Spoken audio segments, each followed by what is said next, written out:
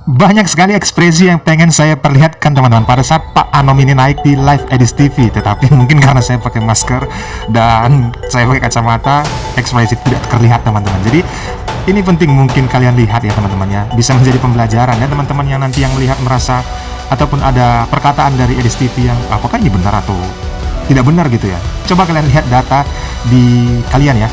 Coba nanti dikomentari, di komentar yang benar itu seperti apa gitu loh.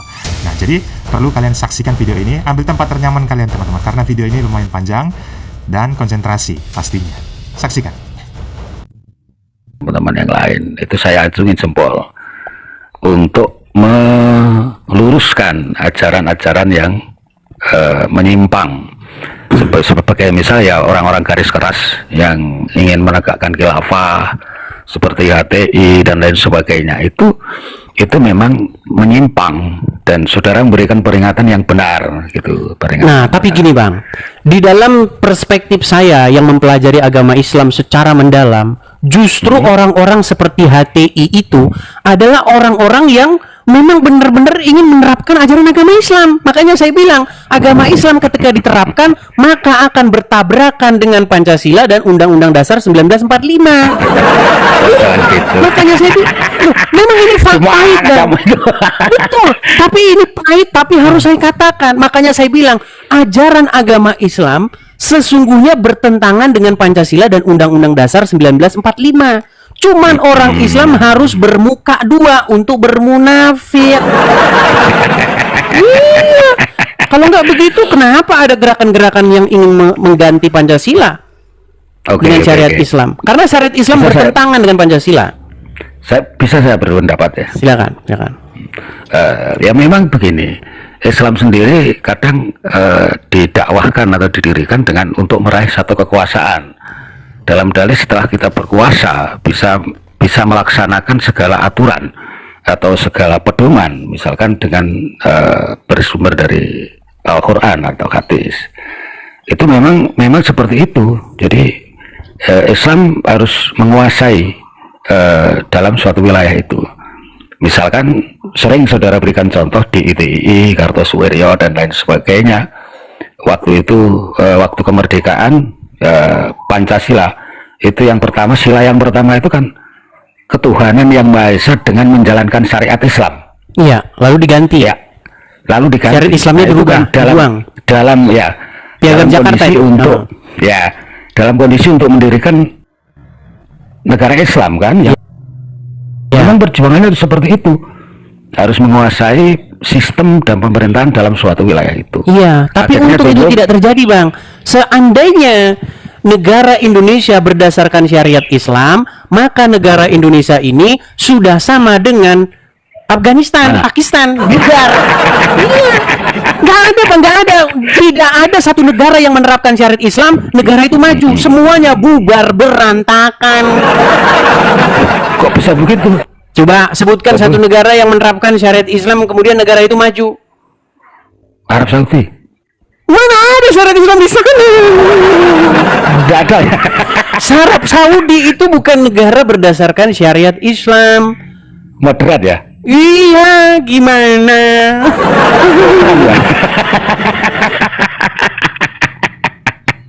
Gini, Arab Saudi itu baru maju ketika bisnis minyak lancar. Kalau nggak ada minyak ya gimana? Dan juga bisnis batu. Batu akik ya? Batu itu yang dicium-ciumin orang Islam. Yang pergi ke sana ciumin batu. Saya kira batu akik. Bayangin Bang, orang Indonesia kalau mau umroh, kalau mau naik haji harus ngantri berapa tahun sekarang? Saya nggak tahu. Coba kalau mau naik haji sekarang harus ngantri berapa tahun? Ya sampai 30 tahun kalau ada. 30 tahun, bayangin tuh. Setor duit ke sana sama mereka. Bikin visa haji udah berapa? Nah, terus duitnya dikorupsi sama Menteri Agama. Makanya negara kita ini sudah kena kutuk. Negara kita ini sudah kena kutuk turun gara-gara ya. Nah gini, jadi kalau terkaitan dengan Islam itu bertentangan dengan Negara Kesatuan Republik Indonesia, saya rasa terlalu bukan, jadi terlalu kejam mendeskripsikan seperti itu, karena ada gerakan-gerakan yang seperti itu penjenengan pakai contoh misalkan di ITI, Kartosuwiryo, bahkan gerakan-gerakan teror dan lain sebagainya. Tapi ketika kita kembali kepada hakikat daripada Islam itu, saya rasa tidak seperti itu. Jadi kalau di Indonesia itu jangan menerapkan syariat. Hakikatnya agama itu apa? Hakikatnya keyakinan itu apa? Mencapai kedamaian, ketentraman, beribadah kepada Allah Subhanahu wa taala. Kalau orang Kristen ya berserah diri kepada Yesus, Bapa di sorga, mencapai ketentraman dan kedamaian lahir dan batin. Itu tujuan agama. Ya, tapi gini, cawe-cawe kekuasaan. Tapi begini masalahnya, ketika seseorang sudah menjalankan agama Islam, pasti dia harus melakukan apa yang diperintahkan Allah dan Rasulnya, betul? Ya yang pas dan yang tidak pas ya ora usah. Suruh minum kencing unta katakanlah. Berarti tidak mengikuti sunnah Rasul.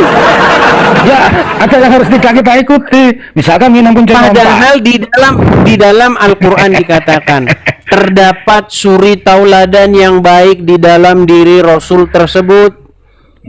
Bagaimana Anda Muslim tetapi di detik yang sama mengatakan itu tidak baik? Ya ada yang baik, ada yang tidak, ada yang bisa kita terapkan, ada yang tidak. Berarti Gitu. berarti Bang Anom mengatakan bahwa ada contoh yang tidak baik dari Rasul.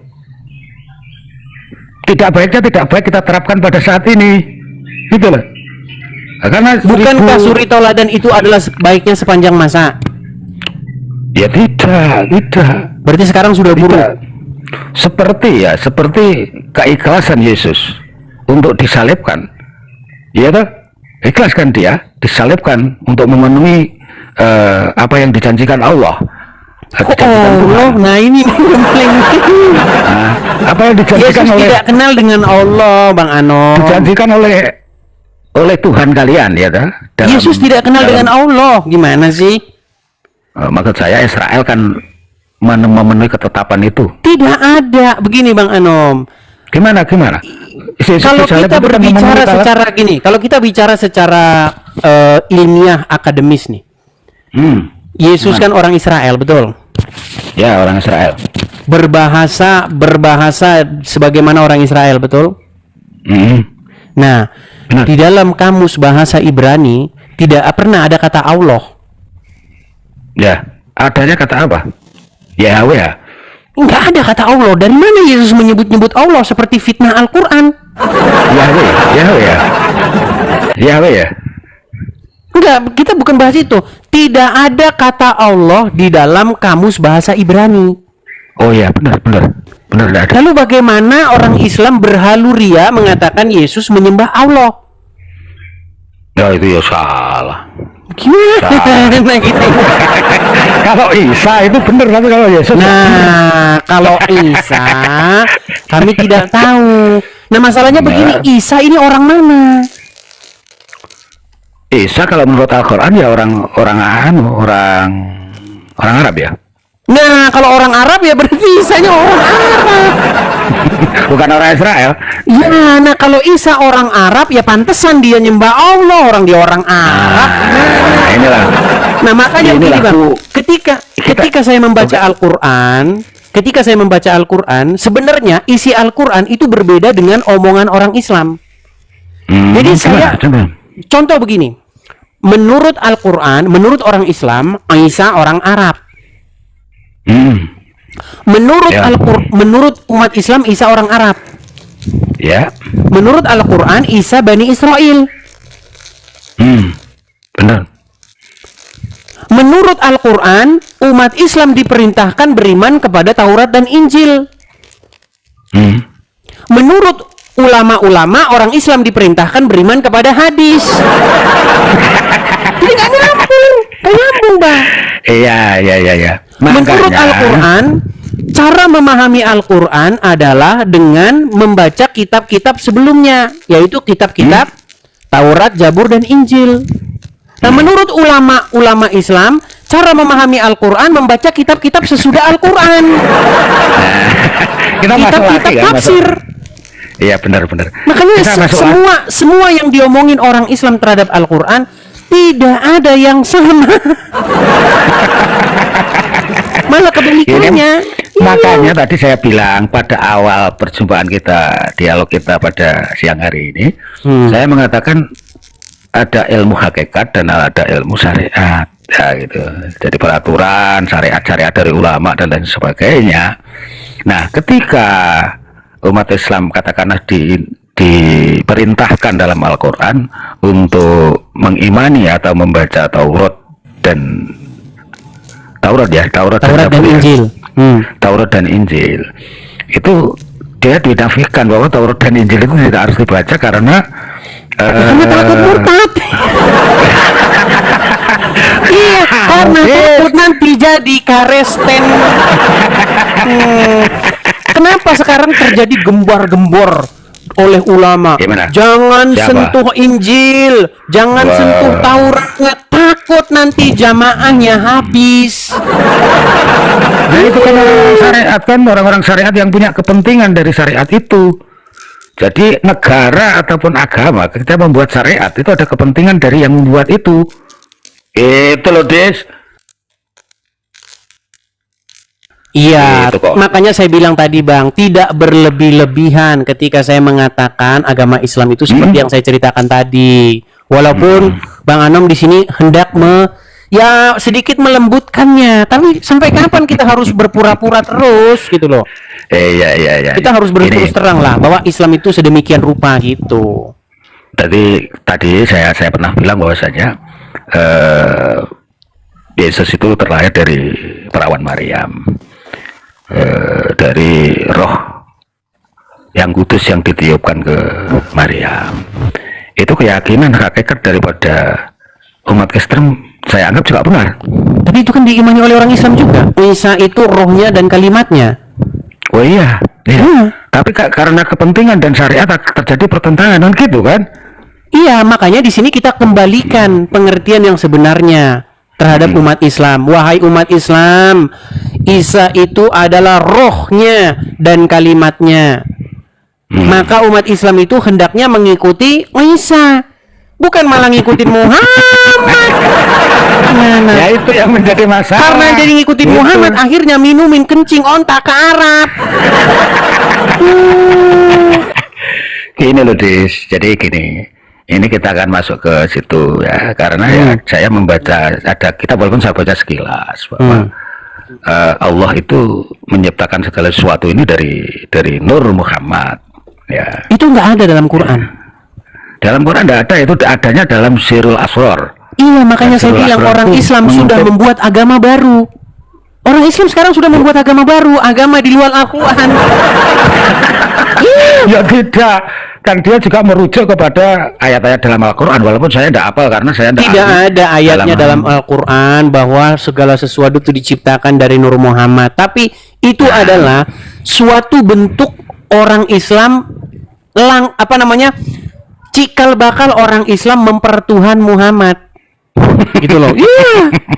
Orang Islam Ya, itu makanya gitu. telah membuat Muhammad sedemikian rupa sampai sama. mereka mempertuhannya. Pada akhirnya skenario ceritanya kan hampir sama kan? Ya, Pak. Masalahnya kalau Muhammad Kristen menuhankan Yesus karena Yesus dari roh Tuhan. ya. kalau Kristen menuhankan Dari Yesus Nurullah. itu jelas dan pasti. Tapi kalau orang Islam menuhankan Muhammad sudah nggak ngaku gitu loh, nggak ngaku dia kalau menuhankan Muhammad. Ya, Tapi kalau ditanya, semua diciptakan dari Nur Muhammad, iya kan? Ya, makanya gini, jadi hampir ada kesamaan. Ini akan ada titik temu. Nah, sebetulnya ketika di Islam ada syafaat Rasulullah nanti di Yaumul Qiyamah, ada syafaat, ada pertolongan dari Muhammad bagi siapa yang melaksanakan segala sunnahnya, ajarannya, baik dari Al-Quran maupun dari sunnah, nanti perilakunya nanti akan mendapatkan syafaat dari junjungan kita Nabi Agung Muhammad Sallallahu Alaihi Wasallam. Di Kristen sendiri ada penebusan dosa. Nah, ayo kita Iya. bedah ini, ayo. Baik. Sama bedah. Kalau dalam di Kristen agama ada Islam, penebusan dosa. Oke, Di Quran dalam agama Islam ada syafaat. penebusan dosa nggak? Ya itu syafaat itu. Tidak, salah. Syafaat Dalam itu kan agama pertolongan. Islam begini, Bang Anom, di dalam agama Islam ada penebusan dosa. Siapa yang menebus dosa umat Islam? Ada syafaat itu dari Bukan Nabi orang Muhammad. Yahudi dan Nasrani. Nah, makanya saya kamu bilang itu? itulah alasan Anda masih Islam. Bang Anom, Gimana kamu itu? jelas sekali. Itu ajaran dari setiap anu kan syafaat dari Rasulullah. Itu pertolongan dari Rasulullah di yaumul akhir nanti.